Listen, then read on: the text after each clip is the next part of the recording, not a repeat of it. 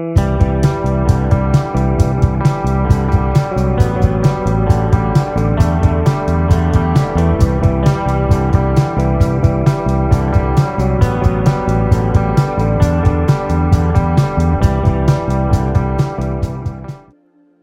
a todos. Bueno, por fin va aquí la presentación que os prometí y de la que hablamos un poquito la última semana de curso, pero de forma visual os mando este vídeo y espero que os sirva para algo. Comenzamos el otro día hablando de esta pregunta recurrente que yo por lo menos me encontraba hace unos años, me sigue encontrando, pero algo menos, y es la de si esto cuenta para nota o no.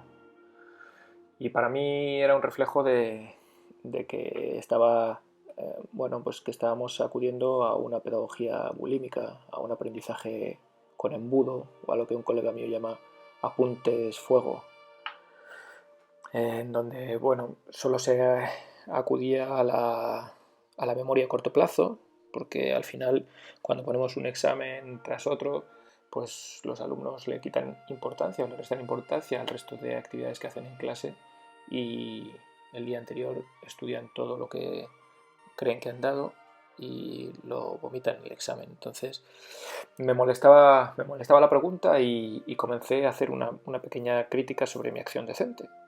Y lo primero que pensé es cómo aprendía yo a hacer las cosas por las que sentía motivación, ¿verdad? La respuesta estaba en eso, que sentía motivación. Entonces di con una teoría que se llama la teoría de la autodeterminación, que explicaba que cuando nosotros aprendemos lo hacemos porque despertamos esa motivación y esa motivación se despierta por tres factores. La primera es porque nos sentimos competentes con algo. Aunque sea la primera vez que lo hacemos, si vemos que se nos da bien, ya directamente esa actividad despierta nuestro interés. La segunda es la autonomía, es decir, que tengamos la capacidad de elegir entre diferentes opciones, por ejemplo, el producto final de aprendizaje que vamos a entregar. Y por último, la relación, es decir, que tengamos amigos que vayan a esa actividad en un gimnasio o que nos inviten a hacer algo o que nos llamen, y eso lo que implica al final es una presión de grupo que nos mantiene enganchados a esa actividad.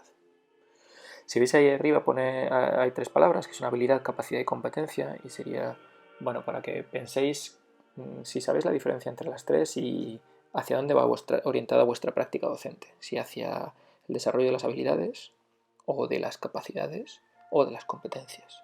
Y es interesante, por ejemplo, ver la diferencia entre capacidad y competencia, ¿no? Os dejo que investiguéis vosotros y ya me contáis. Pero para mí, desde luego, la teoría de la autodeterminación, es decir, cómo despertar la motivación en los alumnos, es fundamental.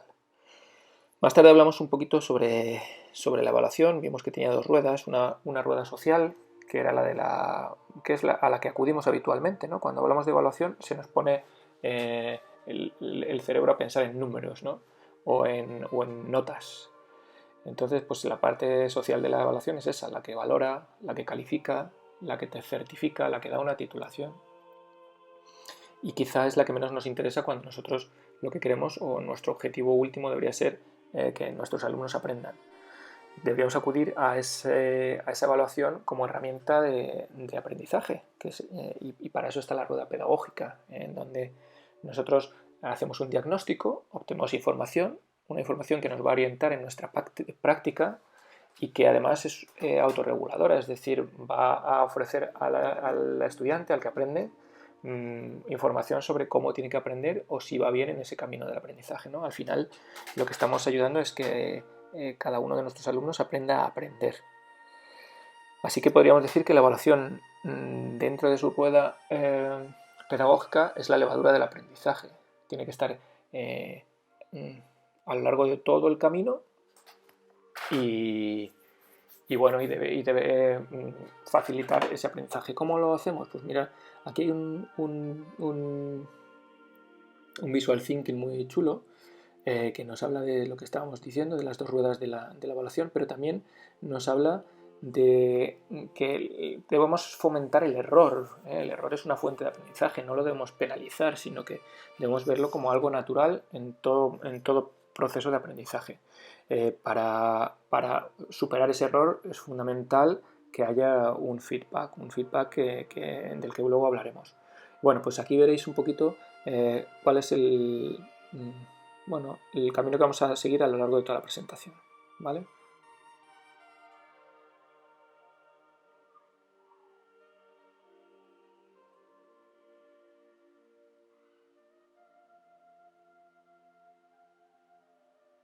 Bueno, retomamos aquí la presentación, hablamos de la labor del aprendizaje y una de las claves quizá es implicar a los alumnos en ese aprendizaje. Para eso utilizamos lo que se llama evaluación 360 grados y de la que nos habla la LOMCE de alguna manera, ¿no? Porque nos dice que tiene que haber procesos de autoevaluación, de coevaluación y de heteroevaluación. Esto no quiere decir que ellos se pongan notas, sino que analicen según unos criterios si van por el buen camino. Entonces, bueno, pues ¿cómo se hace esto? Pues a través del feedback.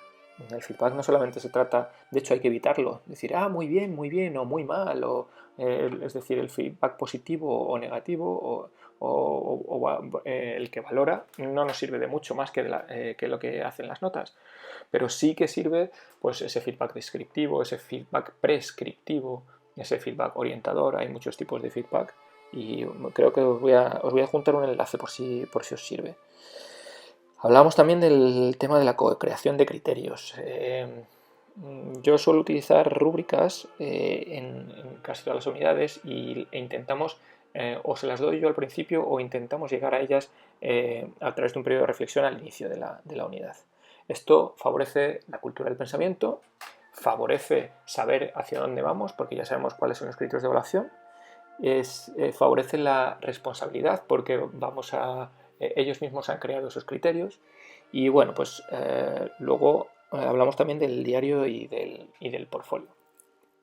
También hablamos de esa cultura del pensamiento a través de las rutinas de pensamiento, perdonad por la repetición.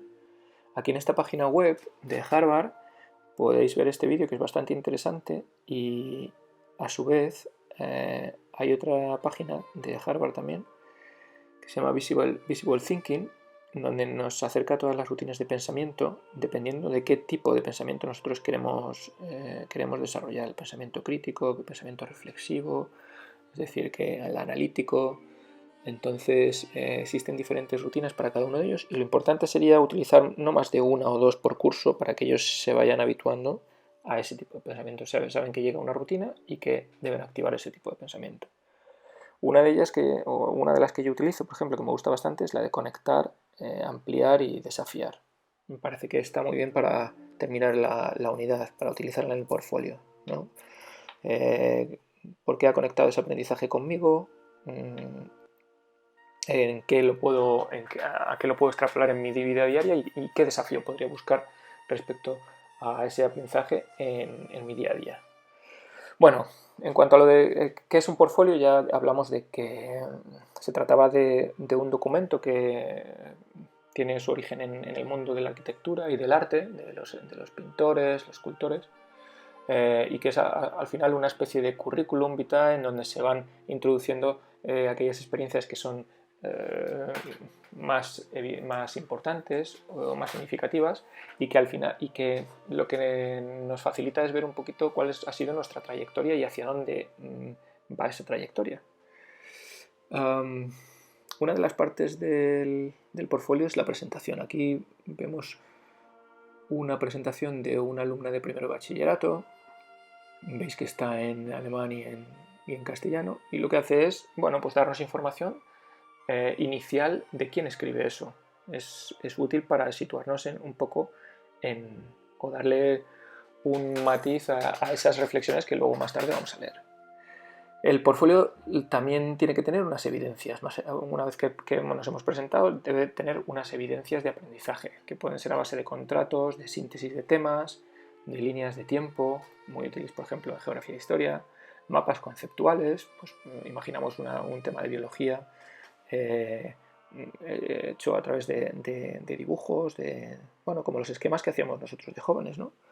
Vídeos, fotos, resumen de las sesiones de cada una de las clases que hemos hecho, etcétera, etcétera.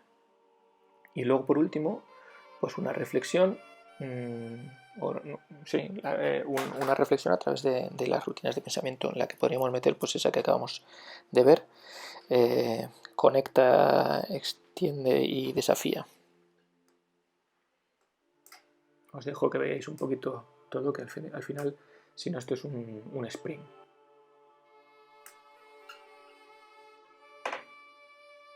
Ya sabéis que si os van surgiendo preguntas, pues me las podéis ir haciendo llegar y yo amablemente os voy a contestar a vuestro email. Si lo sé, claro.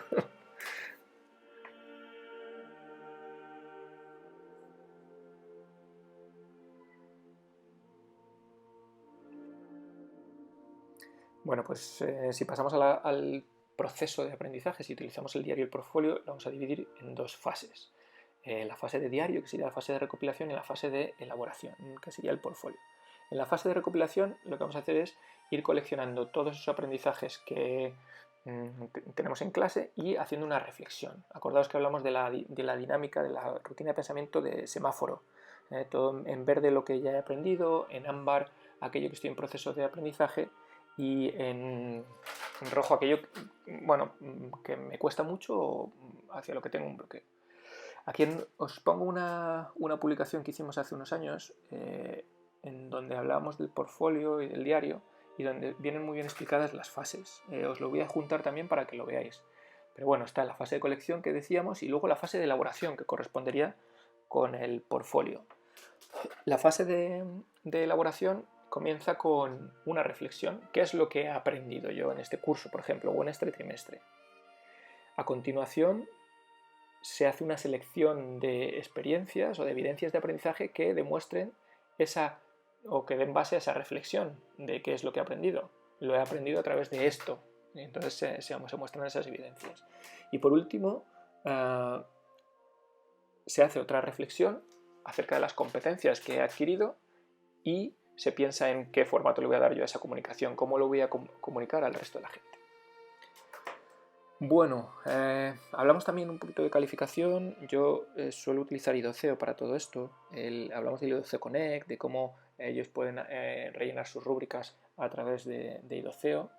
Pero bueno, os dejo aquí un ejemplo de un porcentaje que yo utilizo a menudo, que es el de coevaluación intragrupal 15%, autoevaluación 15%, coevaluación intergrupal 15% y mi evaluación, mi calificación, que para no perder la llave, es un 55%.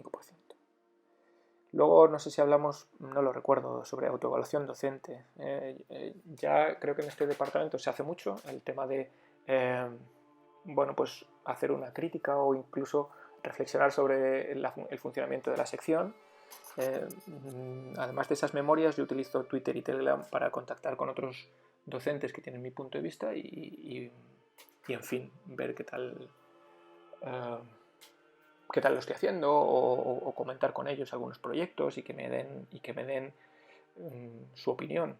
Aquí tengo un Personal Learning Network, ¿no? Es decir, personas con las que yo trabajo a gusto, mi departamento virtual y con las que suelo contactar para este tipo de cosas. Veo también las cosas que ellos hacen, me inspiro, bueno, tomo ideas al final y de una vez al año, de hecho, hacemos lo que se llama un F5, una actualización, un viajecito con unos cuantos colegas que conocí a través de Twitter y justo antes de que comience el curso y nos ponemos las pilas. Hacemos, bueno, creamos algunos proyectillos o ponemos en común algunas cosas.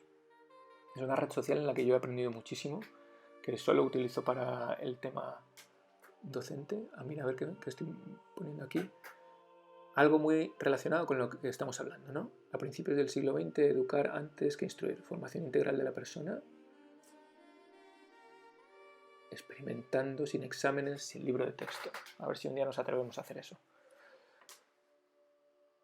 Bueno, pues yo creo que con todo esto hemos terminado. Si tenéis dudas, os voy a dejar algunos documentos enlazados y Espero que os sirvan y que os gusten. Chao.